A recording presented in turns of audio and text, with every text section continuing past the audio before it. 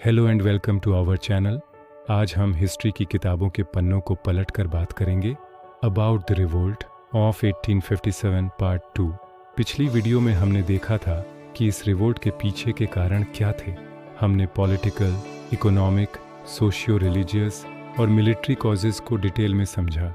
हमने immediate cause यानी greased cartridge वाले इंसिडेंट पर भी बात की थी जिसने चिंगारी को आग में बदल दिया। अगर आपने वो वीडियो नहीं देखी है तो उसका लिंक नीचे डिस्क्रिप्शन में है। आई हाईली रिकमेंड कि आप पहले वो देख लें ताकि आपको पूरा कॉन्टेक्स्ट समझ आ जाए। आज की वीडियो में हम उसी कहानी को आगे बढ़ाएंगे। हम देखेंगे कि ये विद्रोह देश के किन किन हिस्सों में फैला, इसके मुख्य लीडर्स कौन थे और आखिर में इतना बड़ा संघर्ष होने के बावजूद ये असफल क्यों हुआ। तो चलिए शुरू करते हैं दी रिवोल्ट ऑफ 1857 पार्ट 2 के साथ। सबसे पहले बात करते हैं centres and spread of the revolt की। जब मेरठ में सिपाहियों ने विद्रोह किया और दिल्ली की तरफ मार्च किया तो ये खबर आग की तरह पूरे नॉर्थ और सेंट्रल इंडिया में फैल गई। अलग अलग जगहों पर लोगों ने, सिपाहियों ने और स्थानीय नेताओं ने अंग्रेज़ों के खिलाफ हथियार उठा लिए। इस रिवोल्ट का एपिसेंटर था गैंगेटिक प्लेन्स और सेंट्रल इंडिया।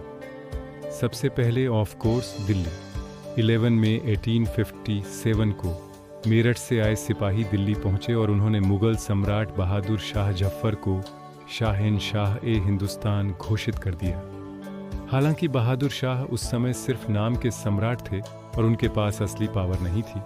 उनका नाम रिवोल्ट को एक सिंबॉलिक लीडरशिप और लेजिटिमेसी दे रहा था। दिल्ली इस विद्रोह का सबसे बड़ा सेंटर बन गया। यहाँ एक कोर्ट ऑफ सोल्जर्स बनाई गई जिसे जनरल बख्त खान लीड कर रहे थे, जो बरेली से अपनी ट्रूप्स के साथ दिल्ली आए थे। दिल्ली के बाद अगला बड़ा सेंटर था कानपुर।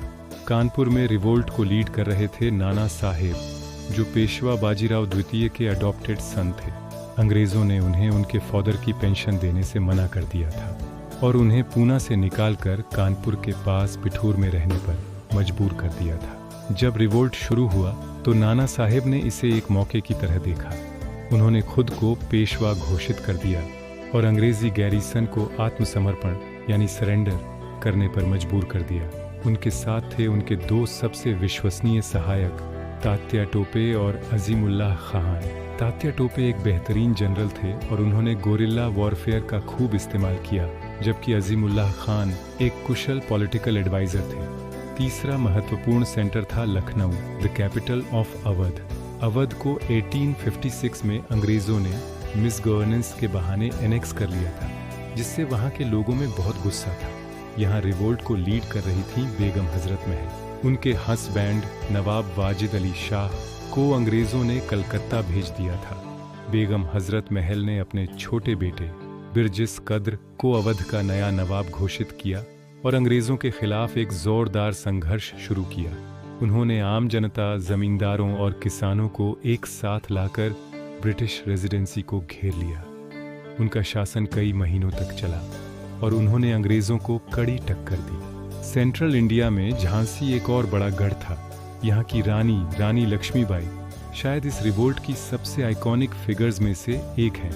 उनके पति राजा गंगाधर राव की डेथ के बाद अंग्रेज़ों ने लॉर्ड डलहौजी की डॉक्ट्रिन ऑफ लैप्स पॉलिसी के तहत उनके अडॉप्टेड सन को राजा मानने से इनकार कर दिया और झांसी को एनेक्स कर लिया। जब रिवोल्ट शुरू हुआ, रानी लक्ष्मीबाई ने झांसी की कमान संभाली और अंग्रेज़ों के खिलाफ युद्ध का ऐलान कर दिया। उन्होंने एक बेहद कुशल मिलिट्री कमांडर की तरह अपनी सेना को लीड किया। उनकी वीरता और साहस की कहानियाँ आज भी हमारे देश में सुनाई जाती हैं।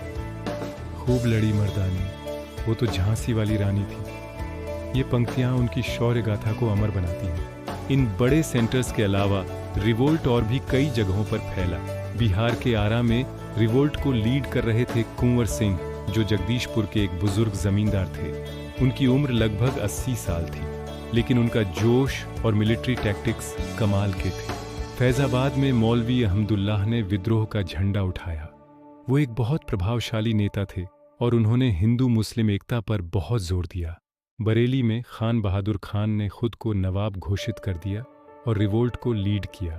इसके अलावा ग्वालियर, इंदौर, अलीगढ़, मथुरा और भी कई शहरों और गांवों में स्थानीय विद्रोह हुए। अब आते हैं हमारे अगले सेक्शन पर, लीडर्स ऑफ द रिवोल्ट। इस रिवोल्ट की एक खास बात ये थी कि इसका कोई एक सेंट्रल लीडर नहीं था।